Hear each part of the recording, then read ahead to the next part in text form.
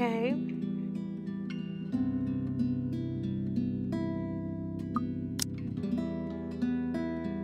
$7:15 a.m. Was it? PM. Sorry, 7:15 p.m. The numbers are so little on the top of my screen, and they glare at me with such intensity that I can just hear the accusations. I'm late for a night out with girls, yes, but I have a perfectly good excuse. Jeez. Considering I didn't follow typical office hours, they really can't expect me to be able to just go as I please at 5:30 on the dot. The client is first and foremost my priority. I had to sit tight when my personal assistant Chris tells me we have a big one coming up and that I shouldn't miss this one. He knows a lot more on the who's who and what's what when it comes to these celestial social people, and I trust that judgment call. I really don't have time for rich people, their drama, and their politics. These sort who were born with silver spoons in their mouth and who were used to wagging their silver tongues about. I let him handle the negotiating with them for the most part. Why else would I have hired him? But he told me I'd receive a message about it an hour ago. Now, if only he has the full shilling when it comes to the time. Come on, I have a social life too, you know, to an extent. Sort of.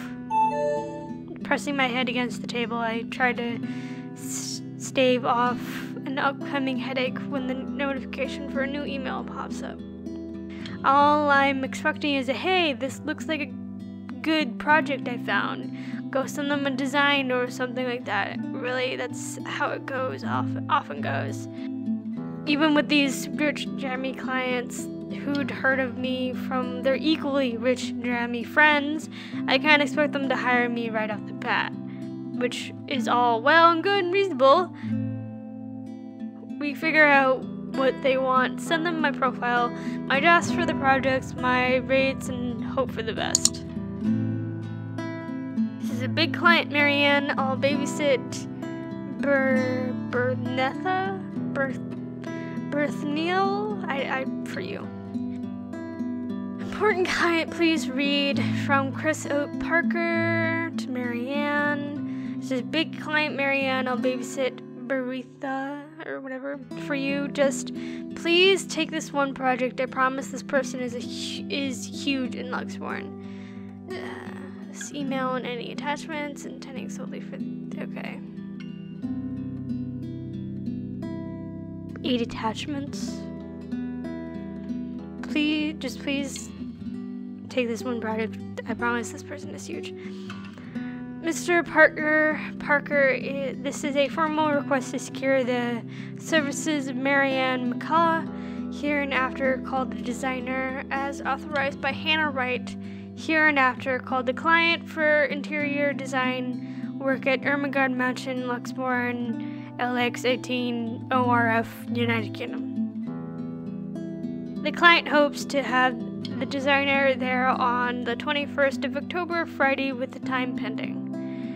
But as I open the mail and see what I've been requesting by the client specifically, well, I certainly didn't expect that, and it's pretty straightforward too. Anyone else would probably be excited. They would be working with the Hannah Wright.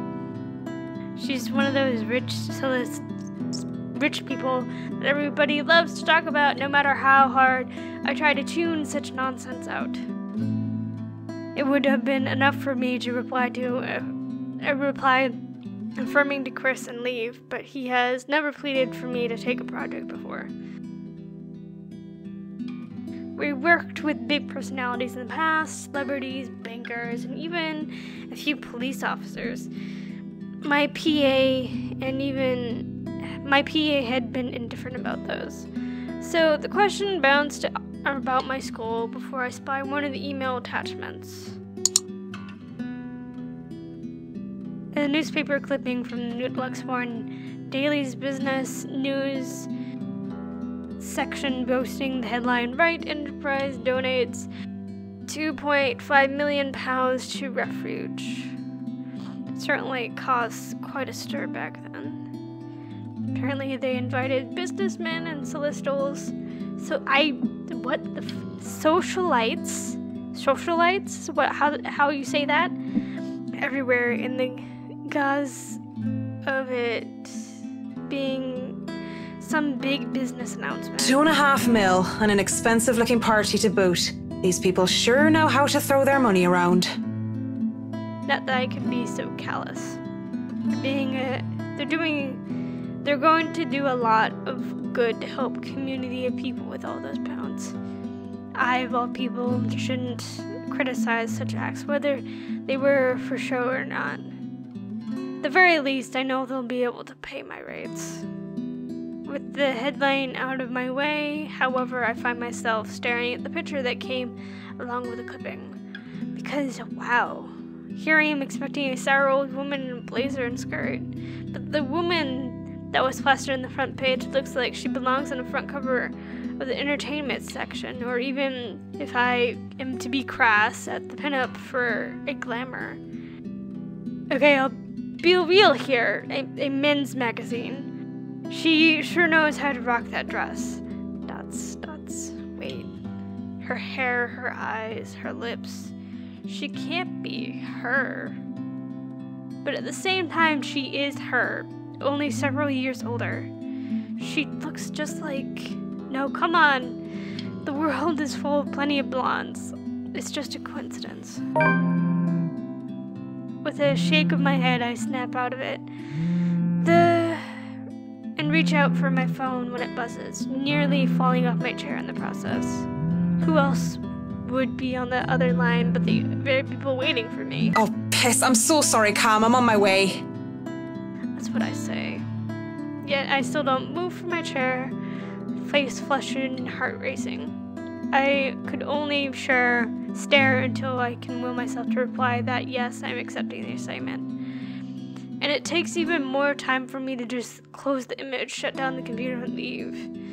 Even then, it was already burned its image into my head, no matter how much I wish it would just disappear. It makes me eager for the alcohol and the company. It makes me eager for anything that can help me forget. It's a good thing that the nearest pub is just a hop, skip, and a jump from here.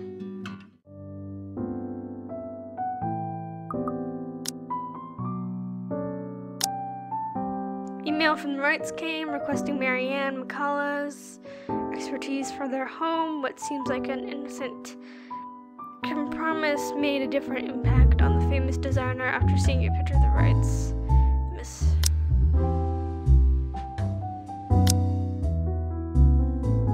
So, okay, this is even before the letter is even a thing.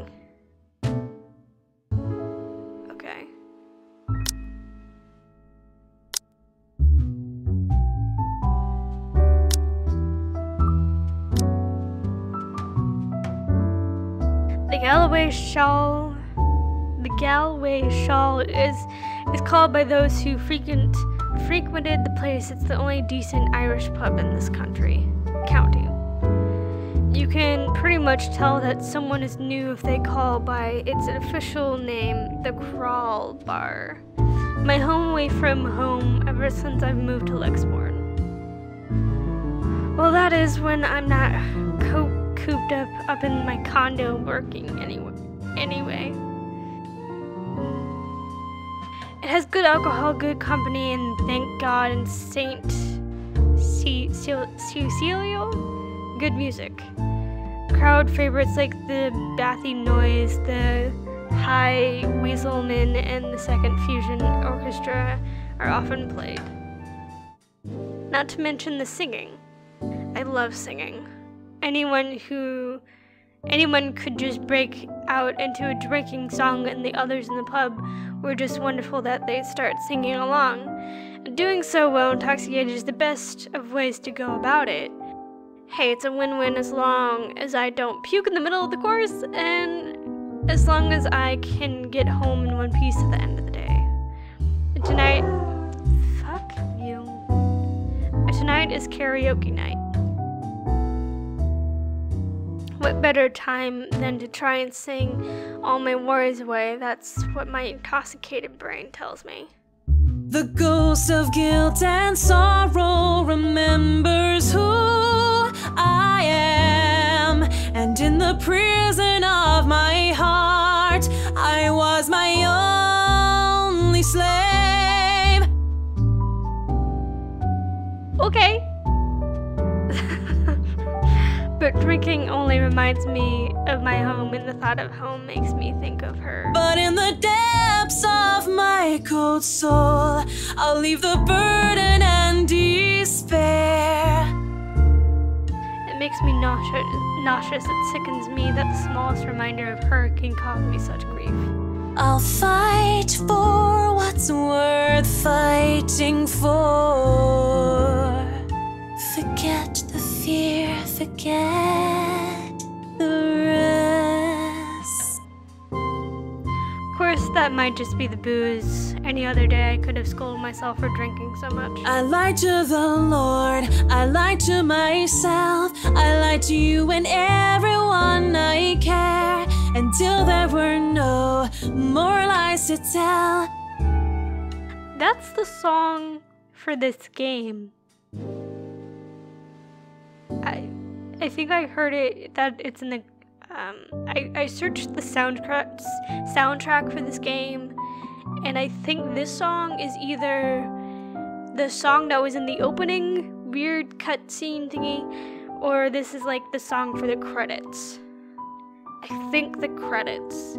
I'm not sure. But this particular line, I lied to the Lord, I lied to myself, I recognize it, and I honestly think it's one of the credits songs. So there's that. But I already have a client, and we'll be having our first little meet and greet in a few days. Cowardice is easier than being brave, but at last I found the strength I lost to sing my love letter to you. 'Cause people can lie, but my lone heart beats true. Yeah, yep, that's the song from the credits. No, I'm confused. Really, it's a song for this game, either way.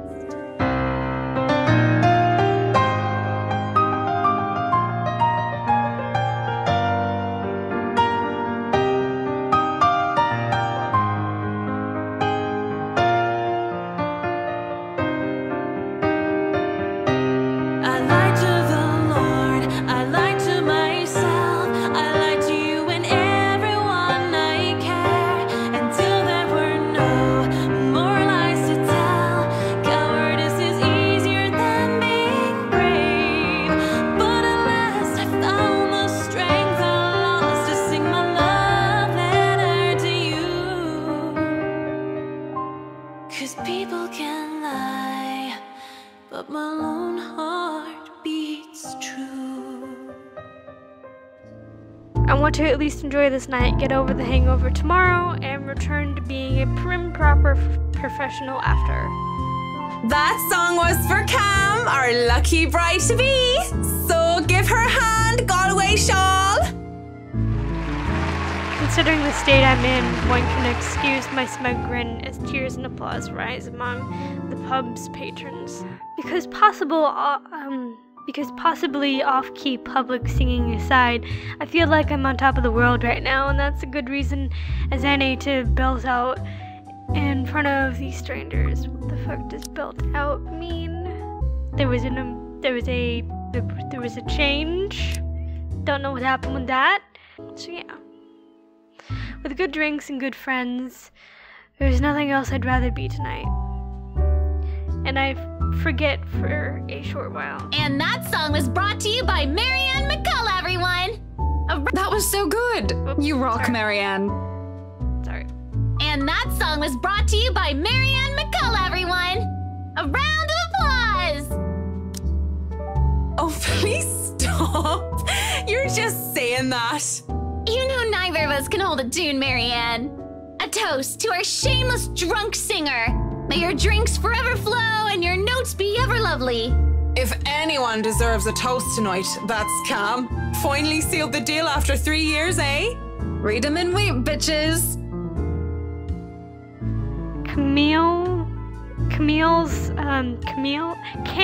Cam's diamond engagement ring gleams as she holds it up for all the world to see.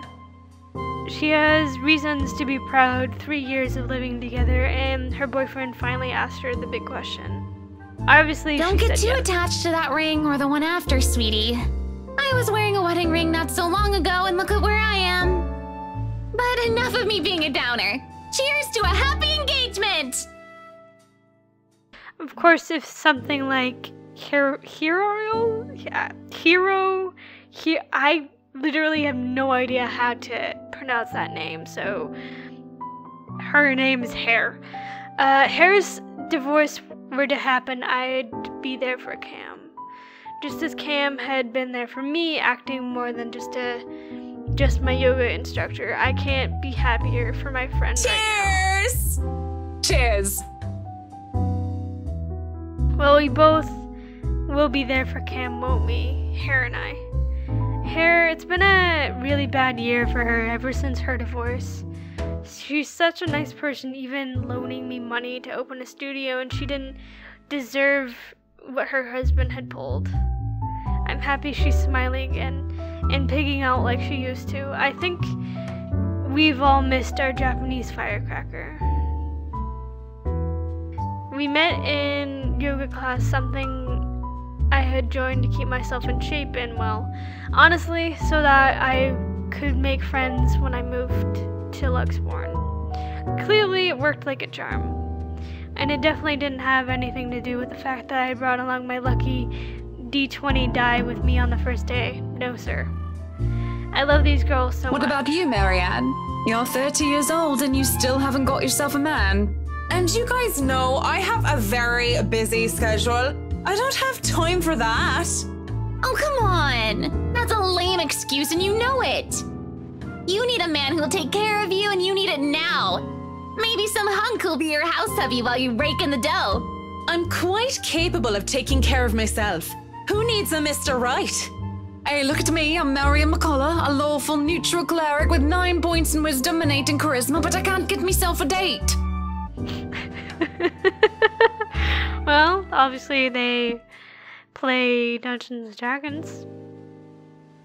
Oh, well, since it's a game, you can't really have copyright issues. I mentioned druids and demons once again, aka Dungeons and Dragons, once. They don't even know the rules or understand what the numbers mean. And I certainly am not some sort of holy person. I am far cry from miracle worker, and I barely have the willpower to fight off demons, especially my own. Actually, maybe she isn't looking for a Mr. Right, but a Mrs. Right. Oh, my Marianne, we still love you even if you're in the closet. That would explain some things. How do you know you don't have a ring anymore? Maybe you two can be together and I don't have to worry about my best girls being alone. What are you on about? There's nothing to explain. But the more I deny, the louder they tease until the other person in the pub start to watch. Other people in the pub. It doesn't help at all when Hare drapes her arm over my shoulders and Will I leans be all in. yours then? Will you be making me feel like a woman? I know that they're just kidding around, but this doesn't make me comfortable in the slightest. So when Cam notices my silence and Hare sees the expression on my face, they stop. And when the awkward air settles over us, the rest of the pub goes back to whatever they were doing before the whole thing ever happened. They probably won't even remember when they wake up with massive hangovers. Sorry. Anyway. Me too. Hey, no hard feelings, right? I raise my glass. They smile. We drink. There's no need to say more. We're all definitely far too drunk tonight. Eventually the fun times end. It is a weekday after all. And with Hare being a nurse, she still has to get ready for her next shift. Cam also has a loving fiance waiting for her at home, and really didn't have to make a fuss about having to leave some buns in the ovens when she took off early. Really understand. I was the one who insisted, who was determined to get pissed drunk anyway. Moving to the bar, I sit, alone at last, alone with a stranger. Fuck you, Luke. Go away. I haven't seen him before, obviously not regular. He hasn't said a word and just sits there savoring his drink, with his whiskey served neat in one hand and lighter in the other. It doesn't seem like he's noticed me yet, and maybe I should go before he does look my way, because he was pretty and he was blonde, and those two things plus alcohol never did me any good. I thought too late. Judging by the way his flushed face and dazed look in his eyes, he's as pissed drunk as I am. And I feel like keeling over, he looks like he's still ready to take the catwalk by storm. Really, he just has the air of like those men who think they own the world. Hello there, sexy. Please don't stand up on my account. I already like what I see. Oh my god. Oh my god. You're fucking married! Anyway. Fancy a drink? It'll be No! on. Fuck you! And then again, I may be pleasantly surprised if he proves me wrong. You will not be pleasantly Want surprised! some between the sheets? Sex on the beach? I'm talking cocktails, of course. Oh my fucking god. Fat chance. But it doesn't matter, we both know how to play this game. And there are two different ways for the night to end when one thing or another is going to happen. The question is, what do I want to do? Oh no, that's fine. I'd rather order some blue balls or some AMF if you don't mind. He looks like he's about to say some witty retort, but stops himself and downs the rest of his whiskey. I order a mint julep, he gets another whiskey, and we start the customary small talk. Of course, the saying, ask me no questions and I'll tell you no lies, goes without saying. We ask nothing about each other, offering up falsehoods to establish a fake connection between two strangers at a pub if only the pastime. Whiskey, as I have come to call him, is supposedly 21 years old, single, takes care of his sick mother, and is a manager of some sort. Are you really? Really? Single.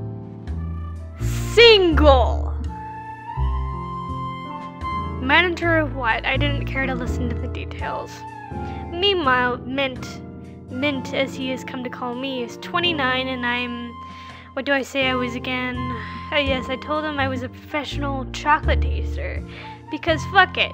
If I'm going to lie about my job, what my job is, might as well make it fun. It's a pretty decent chat between two pretty drunk strangers. And maybe it's just me, but we might as fucking well expend the tiniest amount of effort in pretending there's something meaningful in this meeting. Would have been nice too if it was just left at that. But during a lull in the conversation, he brings it up. I've never been with a woman taller than me. And to think he might have been different from the rest. Never have and never will. Whiskey. Can we go back to the history of chocolates? Did you know that chocolate candy was introduced in 19th century England as a healthier alternative to alcohol? St. Louis was one of the most beautiful women in her time. She had men come from the... She had men coming, yes. She had men come from the four corners of the world just to see the pure light of her green eyes. If she were so lucky, anyway. No, enough of the history lesson. Come on, Mint. You know and I know what you came here for. Fuck you. Though not every suitor was gallant, and she was no fool. She had known that sooner or later she wouldn't be able to defend her chastity. Come on. There must be something that gets you going. Yeah, women. Yeah, sorry, she's gay. Fuck off.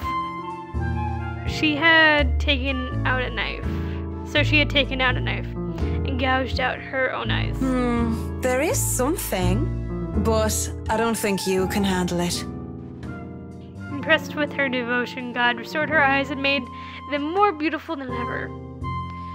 He had a peculiar sense of humor, hasn't he? Because that only meant suitors kept going after Lucy, and she kept her eyes in a just to scare them away. Oh, I'm pretty sure I can handle whatever it is. Saint Lucy, help me. Help me turn away from sin. Help me with my own blindness. My place isn't too far from here. I won't take care of you if it ends up being too much for you. And no one will be able to hear you if you try to scream. You sure you want to go down that road, pretty boy? Wouldn't have it any other way. Oh my god. Oh my god. Oh my god. When was this? Oh my god. It's October 18th. Oh my god. It's literally...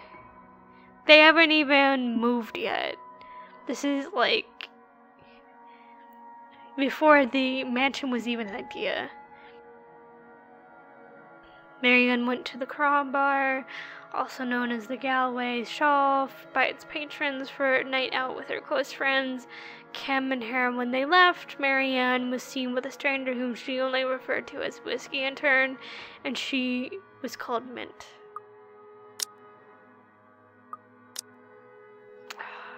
Fucking really?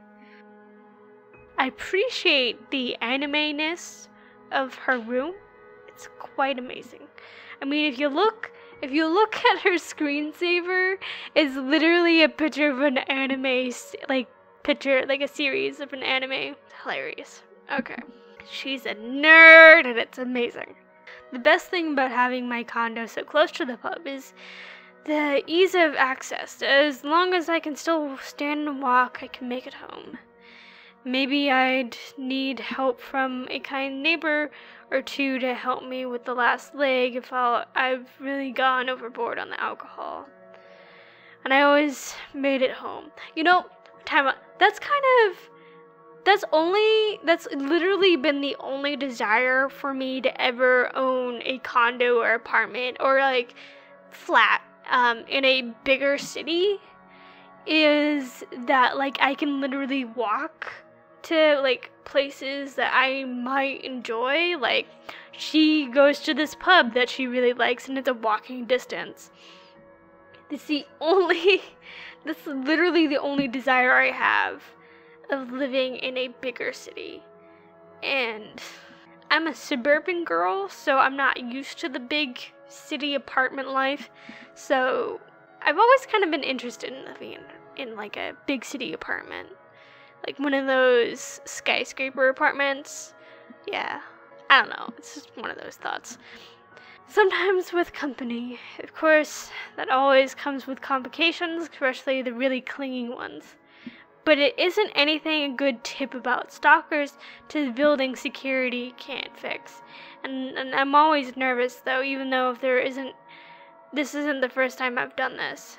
In the first few minutes when we enter my room are the first few agonizing minutes where I try not to panic. Okay, Max, so far so good. Don't let him smell your fear under all the liquid courage.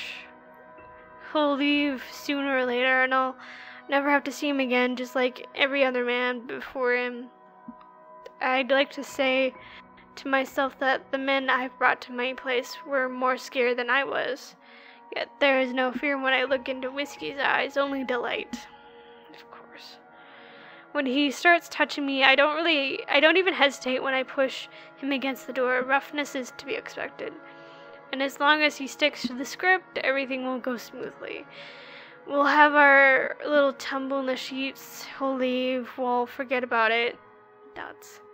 If somebody asked what I really wanted, I would have told them that I wanted a bed, roses, chocolate, and music. Maybe an Irish castle. Me! But all I really want is her, and that's never going to be a reality. That was my fault, of course. Because I was afraid. Because I was a coward. They would never hold a candle up to her. She was the light of my life. And I had let her go. I can't even be bothered at the thought of her. Just the single thought of her makes my resolve to see this affair through waver. Wait. What is it now? Seriously? Seriously. Yes, what is it now? What's it gonna be, Marianne? Sex or not to sex? This is wrong. No sex. Fuck off. We're both drunk. How the fuck did he like that? Oh my god. Fuck off, Luke. We're both drunk. And? This is wrong.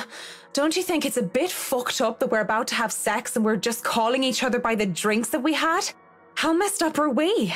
Doll, shut up with the ethics and morality talk. It is seriously putting me out of the mood. Good. Ya bitch. If you want to leave now, Whiskey, I understand. I mean, with how smashed you are, it'd probably be best for you to sleep the night unless you want to be mugged. But I won't stop you. And this isn't going to happen. Bloody hell. Oh my god, you're married. Oh no, you can't cheat on your wife. Oh no, poor you. Oh, tears. Of course, he's annoyed at me for putting off our night of sexual congress. And no means no. And beyond spewing a few profanities under his breath, he finally simmers down soon enough. I was worried for a moment he might try to force something. Instead, he makes a show of fixing his suit and smoothing down his hair before making himself comfortable on the nearest seat he could find. What are you doing then? You have a guest in your home. Put the damn kettle on. Dandelion tea if you have it. But I suppose all you have are those shitty tea bags from the store. Are you fucking kidding me? If I was her, I'd be like, get the fuck out of my house. God. If it isn't for the absurdity of the turn of events, I would have flipped him off for thinking I have no taste. And I just laugh. All I got was cans of Korean kimchi and lemon balm, though no dandelion. Without a second thought, I do wet the tea. That's 3 minutes to get the kettle to a boil. 3 minutes where we say nothing to each other. I mean, what do you even say to a guy I was about to sleep with until I changed my mind? How has he not been kicked out of her place? What? I doubt he's in the mood to talk about the influence of Tories on Mallory. It's still unusual the time we've both seated on my bed with mugs of tea. Just so you know, whatever is going on right now is a lot stranger and fucked up than the one night stand. We are two messed up individuals by your logic. Everything is messed up, if you ask me. War, terrorism, famine, poverty, loved ones and loved lost. Oh, this whole world is a cesspool. The dead air is telling when it fills the room once more. One would think that this is the perfect time to burst, to spill about whatever issues that made us the fucked up person that we are today. And it is. And I guess some part of me would rather not put the weight of my problems on somebody else's shoulders. It wouldn't be fair to leave that to a person when I don't even know if we'll ever see each other again. Sooner rather than later, we both pass out on my bed, mugs left forgotten on the floor. That's. When I wake, whiskey is already gone. A bottle of painkillers and a note on the table are the only evidence that I wasn't alone last night. Thanks for the tea, Marianne whiskey. I don't even question where those are from or how he knew my name. I'm just grateful for something to help with the hangover. Might as well.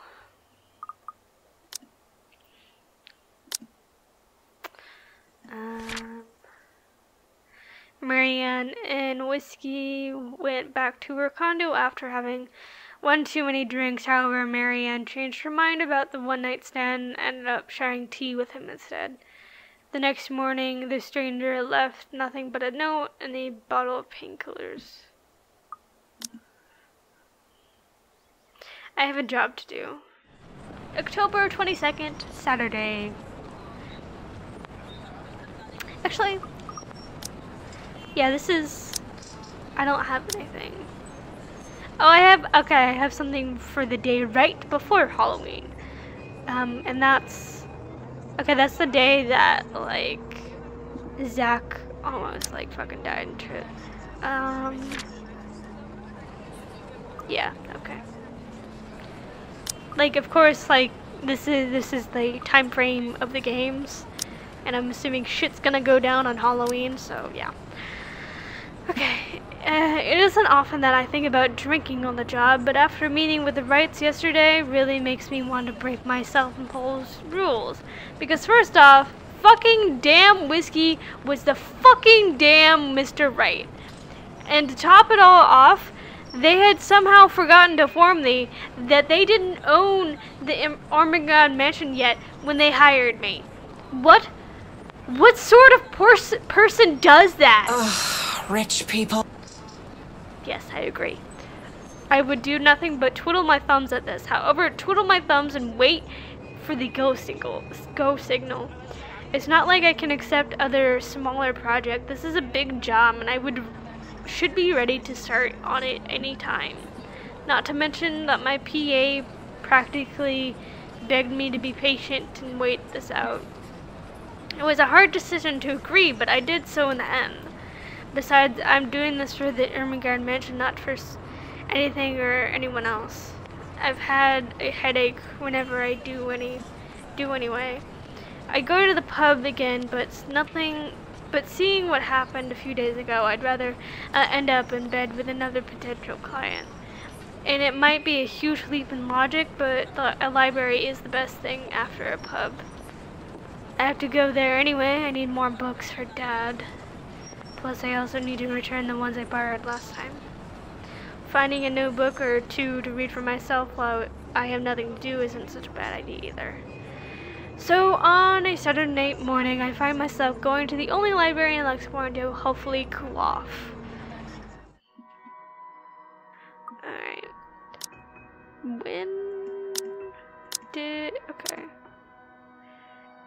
Okay.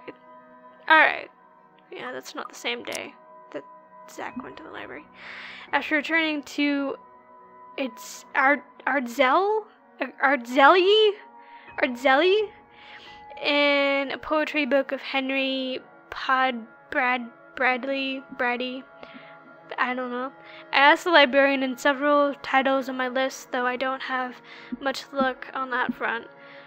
Dialogue with Death was already been snatched, and she bluntly said that she did not keep our mathematical universe for someone who didn't return books on time. I make headway, at least when I ask about Siege and Renegation of Havana by Jacopo, some kind of name that I can't pronounce. If you count her snarling and pointing at the history section as headway, that is. The history section is devoid of any other except for myself and a redhead, though I'd wager a guess that Red's just passing by to get to the classical literature section. So many books, so little time. Scanning the books and seeing many wonderful titles gives me great pleasure. And that's when Hello, I spotted. sailor. Why don't you come to Mama? It's just the naval battle book I was looking for now. It's even better. The newly acquired History of Luxembourg Architecture, first edition, too. I know, I just have to get it. I've been waiting to get my hands on the book for so long. The fact that there is only one copy proves to be a problem, though, when Red reaches out for it for the same time as I do. I think I had this first, miss. Oh my god. I can only stare her down when she refuses to let go of the book. Refusing to let go of it as well, I raise a brow at her in the hopes that the fact that I was significantly taller than her would intimidate the girl. Even then, she refused with a rebellious This isn't look. exactly light reading, miss. I mean, do you even know which architect was at the forefront of 18th century Irish architecture? You're talking to a teacher. A beat. She blinks and I can't help the smoke on my face, which is wiped off when she opens Edward her mouth. Lovett Pierce, who established the Palladian style through his work with Castletown House and the Irish Houses of Parliament. This bridge was destroyed in this year to delay French troops while under the regency of Mary of Guise. This is not what I was expecting. Let's be honest, how many people would know these history facts? Aside from me, anyway. Going right to the obscure ones, aren't you? Easy enough. Tullybody Old Bridge in Clackmannanshire, Scotland, on the January of 1560, if we want to be specific. Suddenly it's game we throw these history questions and facts at each other, back and forth in hushed tones unless we want to be thrown out of the library. After a while, it goes from strange competition into the strange but friendly banter, if it could be called that. But as fun as it is, the exchange soon slows down until we're grinning at how odd this whole scene is. Marianne McCulloch, my desire for potatoes doesn't quite match what the stereotypes suggest. Rebecca Gales, the Scots' supposed hatred for the English wasn't enough to stop me from teaching their little spawns. But then we had forgotten about our little tug-of-war, although she still holds the book in her hands. I had let go of it without realizing when she answered my first question. History teacher, then? Got it in one. No wonder you gave me a run for my money. Now, if we're talking about architecture, I'd blow you out of the water. You're from where? Luxburn Uni? Oh no, just St. Goretti's.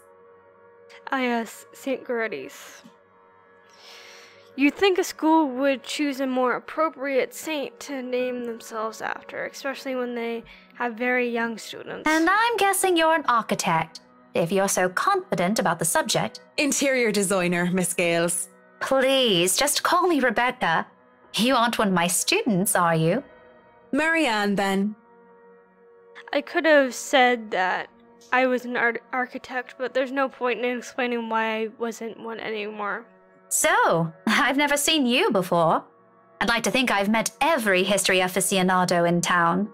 I blame the rock I've been hiding under, of course. That, and I'm usually only here on the weekdays if time allows. Work often has me meeting clients on the weekends. That must be interesting work. It allows for some creative freedom, sure, but it's like working with children sometimes. Though you probably have it harder working with actual children. The hardest part is convincing them that your idea is their idea. That sounds exciting. It is! But isn't that true for any workplace, though? We just cross our fingers and hope there aren't any man-children in charge of important things. Any big projects right now? I can't imagine that interior designing is a frequent thing. I'm working on the Ermengarde mansion. Lucky me. That mansion. Intach. Wonderful. Breathtaking. I can't wait to start in it. Now that is beautiful architecture. A pause. It looks like she wants to say something at my mention of the house. I'm not surprised. That place is certainly popular with the locals, especially with the urban legends attached to it. In the next second, though, she seems to think better of it and drops when she... wow. My voice started to get very gravelly just then. What the fuck?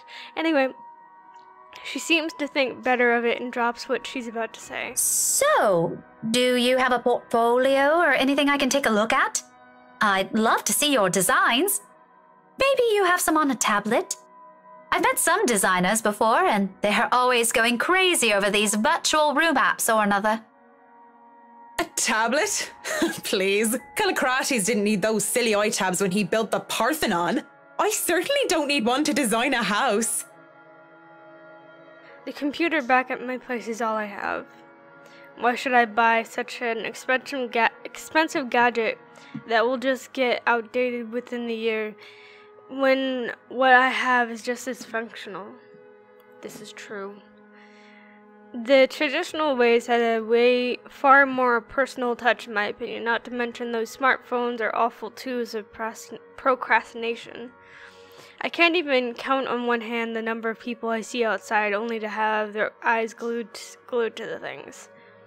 And fuck touchscreens, they're evil things that make typing what should have been a simple task harder. I do have an online portfolio if you'd like. I can... Speaking or thinking of the devil seems to have summoned it, because before I can carry on, Rebecca's attention wanes. She pulls out her mobile. For what I can only assume is a call, she gives me an apologetic look before standing up and excusing herself off further into this aisles. She goes for more privacy. I do my best to give it to her as well, trying to tune her out. Well, is something wrong? Lunch at the coffee house? Sure, I can make it. I'm not too far, I can be there in 10. But then how quiet the surroundings is, she can't blame me if I overhear snippets of her conversation. When she returns with a sheepish look on her face, I know that our friendly chat has to be cut short. Sorry, I have to go and meet with some friends. It's fine. Totally fine. No need to even apologize. About the book.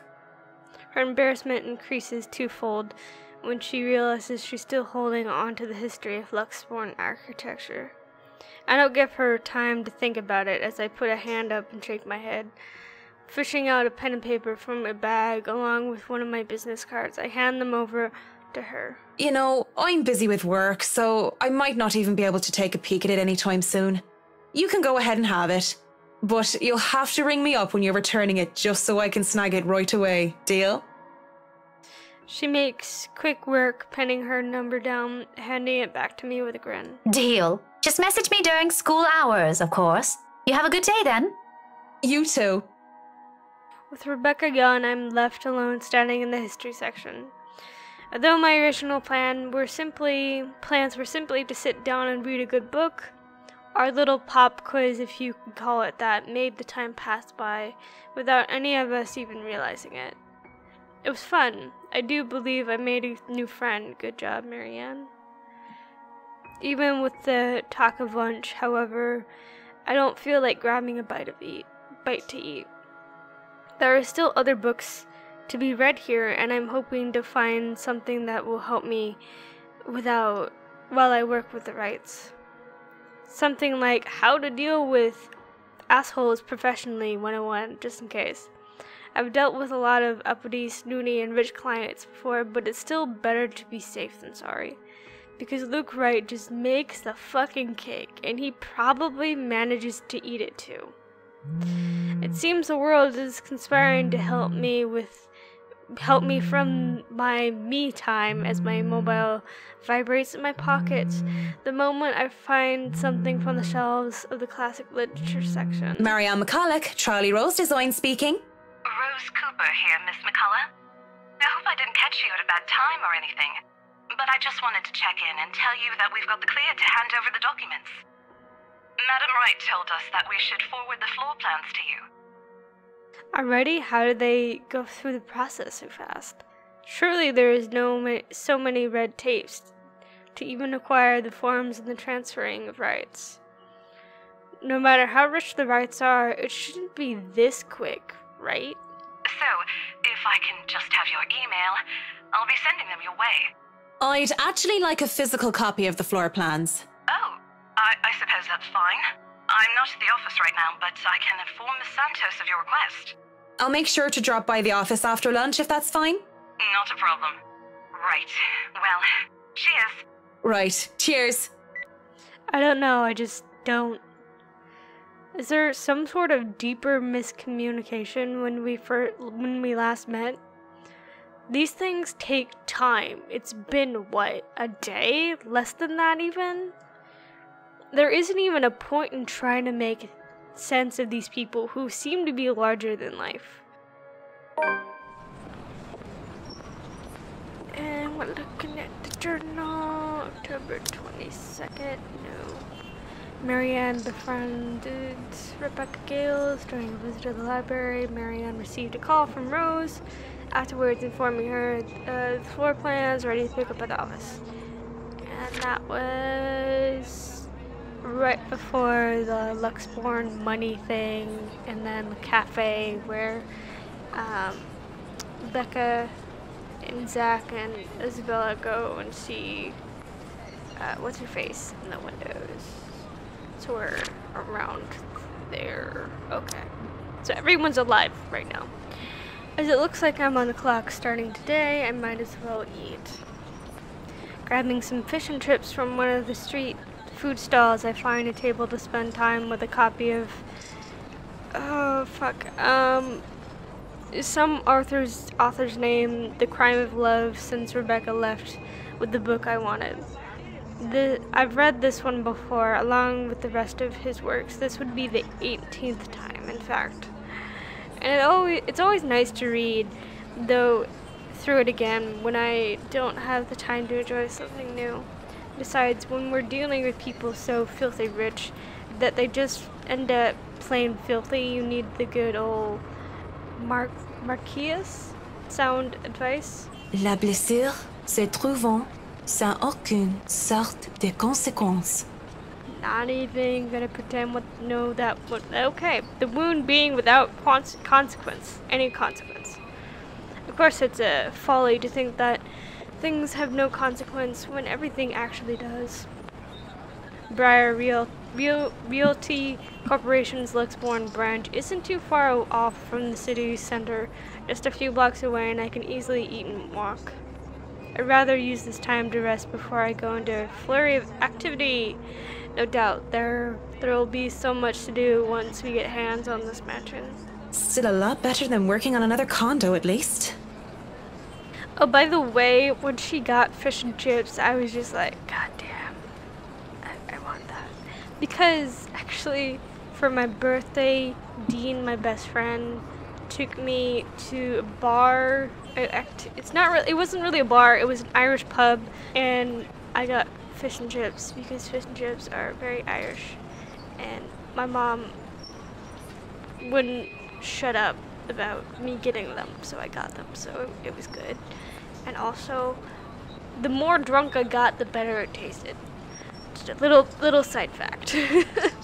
Surely, no matter how much BRC and the old owners put into the restoration and preservation,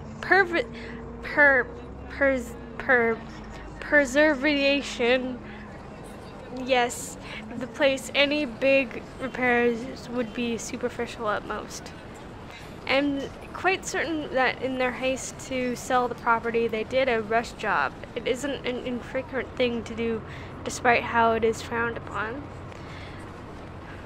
There'll be a lot of hidden issues that I will need to weed out, and I have to make sure I find every single one, especially the more serious damages. Structural integrity is definitely on top of the list we will have to consider. The building might look sturdy, but is centuries old. That alone will likely pose a few problems here and there, put limitations on what we could do.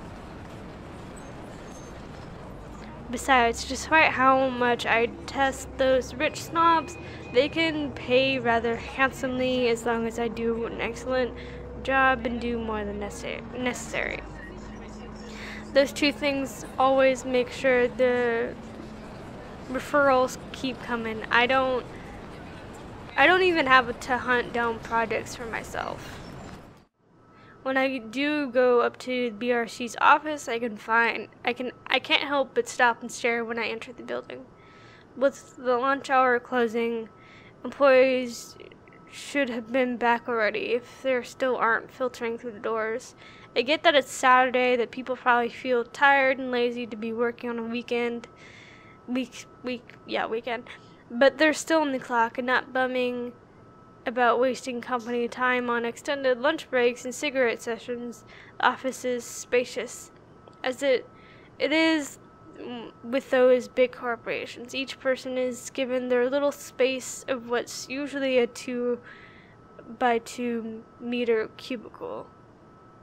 There is a lot more empty chairs than there are actual people working at their desks. It reminds me far too much of my last day of Porikova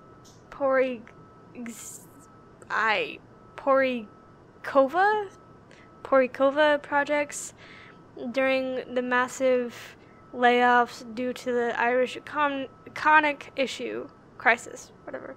But it isn't just that, though. Everything is as quiet as a grave. It's as if these people are merely ghosts. Ooh, speaking of ghosts, Santos comes in through the door looking as if she's just seen one. She literally just has. She looks at me wide-eyed like a deer caught in headlights, ready to bolt at any moment. I'd ask out of concern, but I feel it's not my position to do so. What if it's something personal? I'd simply be overstepping my boundaries. Really, it's none of my business. I presume that Miss Cooper told you why I'm here, Miss Santos? Huh? Oh, yeah. Sorry, I just got back from lunch, But it won't take too long. Don't worry.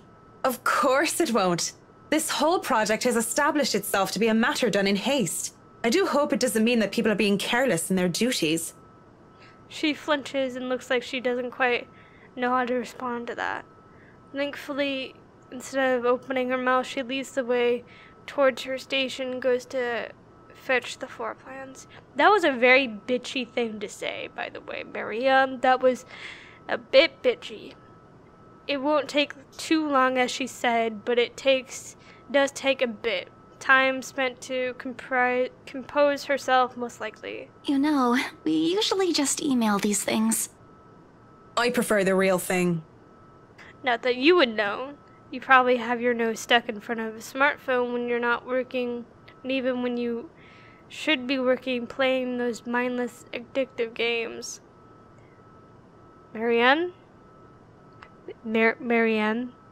Shut the fuck up. I definitely wish Chris would stop playing that Batcat thingy during work hours, too. I know what you mean. Digital painting is nice, but nothing beats the smell of real paint. Not that I go and smell paint like a crazy person, but, the real thing is different. Wait, what? Yes, nothing is quite like the real thing. Checking out the floor plans, I see that I'll have to have a lot going for me now I know how Ray felt when he found the Central Park West building floor plans from that one movie. Ground floor, first floor, second floor, attic. I don't understand why, it has 2 separate, attics. I don't understand that. Ground floor, ballroom, garden, hall, basement, hall, corridors, gallery, kitchen, dining room, hall, foyer, parlor, music room, basement. I was always confused on where people were in this, so it's nice to see where exactly they were. Because in the first chapter, everyone was in the parlor part, and I'm like, where the fuck is the parlor? Okay. Balcony, quarters, master's bedroom, hallway, something. Balcony, hallway, bedroom, balcony, study room, and theater. Ooh, they have a theater. Ooh, that's interesting. That's actually kind of nice. This is why I become an architect in the first place. Jacobean style at its finest. It's a thing of beauty. Look at these gorgeous rooms, the delicate harmony between empty spaces. And speaking of empty spaces, there's nothing rather odd about these ones. I feel a bit silly saying it out loud because I've never lived in a big house, let alone a mansion. But during the tour, I had the distinct impression that the rooms were bigger. Maybe the scale is wrong? It's not much of a problem. And it is an old house. There's been little details here and there that I would have liked to adjust during the open house too. But it was all forgotten in the wake of Miss Santos's incident and the trouble with ownership. The wine cellar is going to be a problem. I shudder to think of the sort of repairs they did to the place. There might have been things that were swept under the rug, pushed to the dark corner of the rooms and hidden away in barrels. Water damage could have been covered up. There have been floods due to heavy rain in West England just last year, after all. And if there's any sort of damage in the house's foundation, that's going to be a lot of work. I was not able to look at the attic as well. For all I know, a whole family of vermin could have made their nest there. Working with pest control is always the worst. The sheer size of the place is staggering, even if I did just say it was a lot smaller than I thought. I might just be biting off more than I can chew, but who doesn't like a good challenge? First things first, I'll have to... So, do you want a coffee? The one from the staff room is pretty decent. There's really no need. I'm sure you have rules against it. Rules against bringing someone coffee? That's ridiculous, and even if there were regulations against it, nobody's really here to tell Sir John. I've already brought 2 mugs, and I'm not going to drink them on my own. Come on. I have to stamp down my annoyance at being distracted. Seeing the young woman, though, it looks like she has a lot on her mind. Babbling her way of dealing with stray thoughts. I'm not really the one she should be babbling to. How should I respond?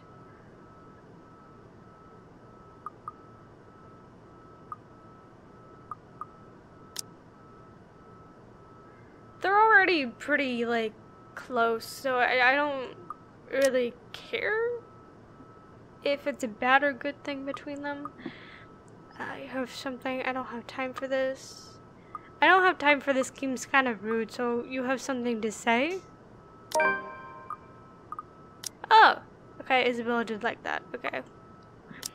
I give her time to speak up, but when she stares, I clear my throat. Yes? You have something to say? An embarrassment creeps up her face. I snatch one of the coffees from her and take a sip.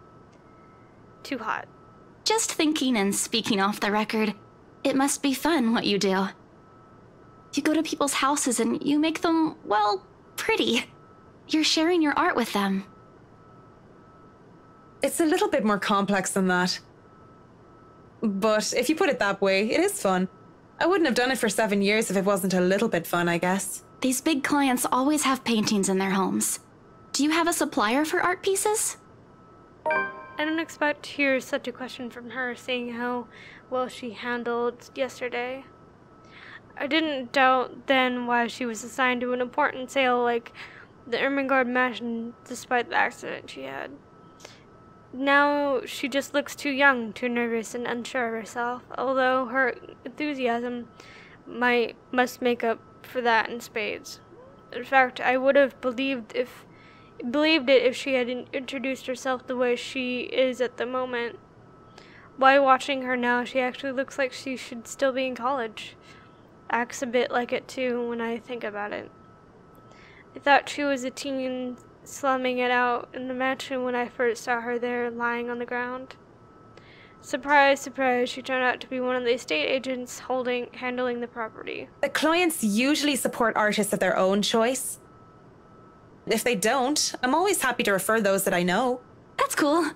They're very picky. I don't think a hobbyist will have an easy time getting their work sold. Hey, I'll have you know I was a student of the fine arts. And yet, here you are, selling property. Maybe you weren't a very fine student of the arts. Marianne, shut the fuck up. Maybe I took that. Yeah, you did. Yes, you did. Maybe I took that a bit too far. She bites her cheek and she looks like she's barely holding herself back. It's not like I had a choice. She mutters it under her breath and I can barely even hear it, but the hurt is there. It makes one wonder what brought it on. Although it is understandable if her reasons what I think it is, very few people make it big in the art world. I can see why she'd be upset about it with that enthusiasm. I didn't have a choice when I left Ireland. It was that or years of unemployment. The recession and the toll it took in the construction industry was out of anyone's control. I don't know what choice she wasn't able to make, whether it was about her being at art school or something else. But the world isn't a fair place, and the sooner she accepts it, the better. Still, with that forlorn look on her face, I can't help but sigh. The girl reminds me far too much of myself when I was younger. Well, if you're thinking of commissioning your paintings, I'll have to see your work first. Oh, it's not... I didn't mean it like that. I don't have any paintings. Really? You sounded a lot like you still did art or want to. Now I'm starting to worry that you might just like the smell of paint. I'm not a paint huffer, sheesh. I just mean I don't make much anymore. I don't really have the time for it. The tools and materials aren't exactly cheap either. Everything has a price. It sounds like you're making excuses for something you're presumably passionate about. If you really want to practice art, a little out of your wallet isn't much. This is true. It's not that simple. It's not? Life's simple. People just like to make it complex. This is also true. Speaking off the record, I have some advice for you, kid. Either go for what you want, or stop thinking about it when you have something else. That is unless you enjoy making yourself miserable, then by all means. You know, if you wanted to look at the floor plans without me bothering you, you could have just said so. Would you have left me alone? We'll never know now, will we? A strained air settles in the room afterwards. Well, their relationship is at max, so I don't know how else I would have gone with that. Floor plans, and then the end of the day is Becca and Isabella at the apartment talking. So that's that day.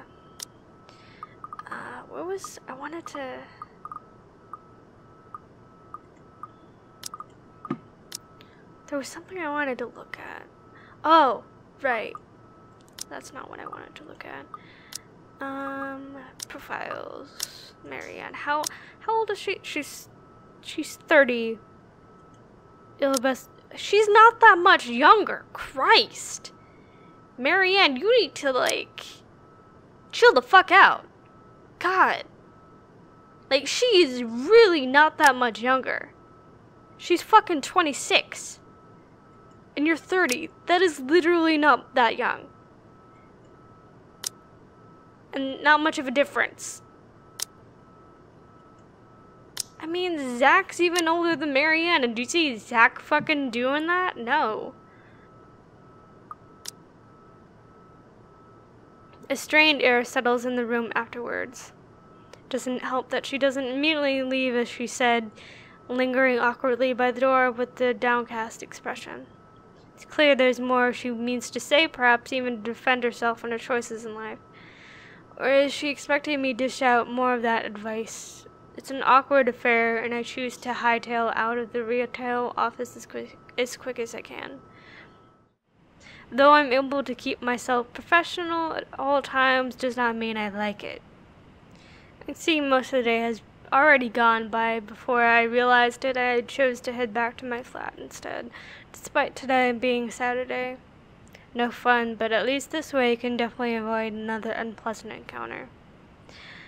Considering how much I'll be seeing whiskey in the near foreseeable future, I have a feeling I'll need all the rest the weekend can give me. For the first time in a long while, excited as I am to work on the mansion, I cannot wait to be over and done with this project. October 24th, Monday. And October 24th, Monday. Okay, skipped a day.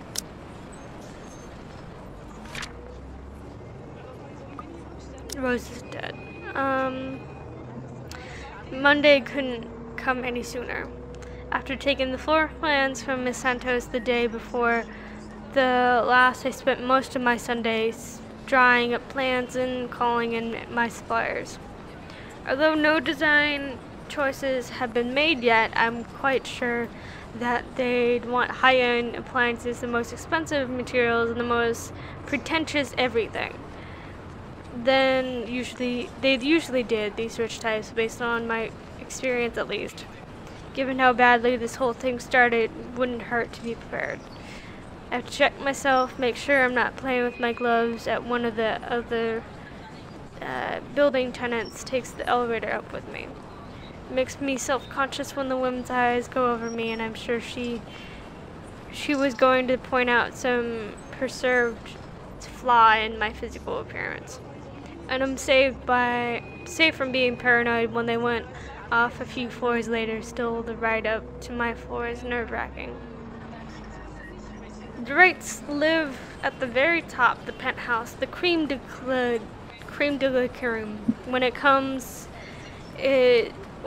to conundrum and urban living, just getting access to the place is an ordeal on its own. I had to jump so many hoops, so many security checks just to secure a key card, not only because the building management, but because of the Wright's personal security. It sometimes felt like I'm being interrogated for a crime, not visiting a client at their home. Even when their personal assistant called in to help out and verify my presence, the process is aggravating rather than hastened. Speaking of the devil. The elevator door opens and I am greeted by none other than Whiskey's not-so-little lackey. I do apologize if I kept Mr. and Mrs. Wright waiting, but I'm here now and I'm ready, so if I may? They've just woken up, but they should be down soon. Where? Sorry, I cut it off. But I'm here now and I'm ready, so if I may? Where are they? I'm surprised to see you made it through security, and only 5 minutes late. You said I'd be through security soon, and it took half an hour. Define soon in this context. I'd make myself comfortable if I were you. I'm going to go and put the kettle on. About the tea, I don't want to intrude or anything. The sir does not like being woken up by the whistling. But who am I to deny tea to a guest? He shows me to the couch before drifting off towards the kitchen, quietly pulling out a teapot, cups, and all sorts of other things in preparation for tea. Ignore the anonymity towards the employer that his words implied. I wouldn't be too surprised if Whiskey's own people don't like him. Accepting the quiet and isolation instead, I brace myself for what's to come. In this case, soon apparently means more than 5 minutes or even 10. I sit in their living room just waiting. When the kettle starts whistling, the tea has been served. I continue to wait. At least the silence is relaxing. And then there's a crash. I nearly spill my tea all over my lap in surprise and look up expecting security to come running. The man in the kitchen counter continues to fix breakfast like he heard nothing. I don't want to speak up about it because it looks far too absorbing in his cooking, and I don't want to be the cause of burnt food or worse. However, there's something in me that just wants to figure out what that was, although I normally am not that nosy. What should I do then? Continue waiting at branch tree. Obviously, the first choice is an array of interactions. Do I really just, I don't want to deal with them. I don't. That did nothing for relationships, that's okay.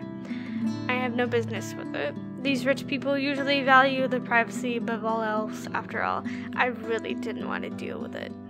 Unless, of course, they're posting pictures on social media and bragging about what good people they are for allowing themselves to be interviewed for some magazine. And again, the whole reason I'm in this mess is because I don't give two shits about what's going on with people like them. And I'm not going to get caught snooping about and be accused of some managed wrongdoing. I'm not going to be some busybody detective wannabe and run off to investigate whatever that was. It's probably just something mundane anyway. It's like a lamp falling over. I'm just gonna sit here and wait for Miss Wright with my tea in complete silence. Could I at least put the telly on? I don't really expect him to answer. If he hadn't heard the crash, I doubt he would have heard. As long as you don't watch some silly soap opera, the LBC News would be fine. The William Walker Show is on too, if you prefer that. Not that I watch it, but my husband does. The remote is under the coffee table. Oh, sure. Maybe I'll be lucky and catch the doc on. I heard they're having reruns of the classics, and I want to see the second meet sixth in Spain. If not, just the news then. Thank you. I'll let you get on with your cooking now. Did you just ignore the crash a while ago then? Whatever. Touching the rope, I turned the TV on in the hopes of filling the silence. Trying to anyway, because the thing will turn on. And that doesn't make the silence more awkward or what. I know I might not be the best with tech, but I'm sure I can work a simple television remote. The batteries must be dead. That's terrifying. Help me? What? There's blood everywhere. Help me, it says in red. I look at my own hands and find them clean, yet I see my grisly reflection gaping back at me. And though there is nothing staining my skin, I can feel the sticky and warm feeling of blood dripping down my cheeks. I should be worried. Instead, I feel my attention drawn towards her. Her beautiful blonde hair, her soft lips, her skin so fair and swaying hips. I want nothing more than to hold her, plant my lips on her neck, and to run my fingers through her hair. She laughs, she smiles, and she looks at me, but where are her eyes? Temptation is gone in an instant, and I recoil, horrified in this reflection I can see, only to back into something, or rather someone. Mrs. Wright stands there, twirling a lock of her blonde hair, a soft smile on her lips, and a hand on her hip. I almost back away, but I ground and remind myself that this is my client. But whatever I just saw, well, it wouldn't be too far-fetched to say that perhaps I am a bit daft. It would be preferable, of course, to think that all the tricks of the light were the makings of an overactive imagination. Good morning, Mrs. Wright. I'm sorry, I didn't see you. Have you been standing there long? No, I just came down and saw you were having a hard time with the telly. We must have forgotten to change the batteries. Are you all right, dear? You're looking a bit pale. Haven't you had breakfast yet? No, I'm fine.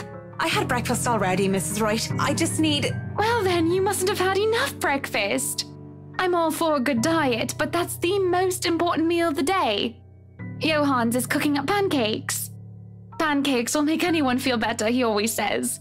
We can sit down and tuck in. You'll feel right as rain once we get some fluffy, syrupy goodness in you. And are you sure you're fine, Marianne? You're shaking. Looking down at my hands, I can see them trembling. Really? Wow, okay, that works. Really, just because she looks so much like her, I'm becoming a train wreck. I've been seeing her in my dreams and hearing her voice ever since I met Mrs. Wright at the mansion. With so many blondes in the world, what was different with her? What was different this time? I just remembered something. I'm not feeling too good.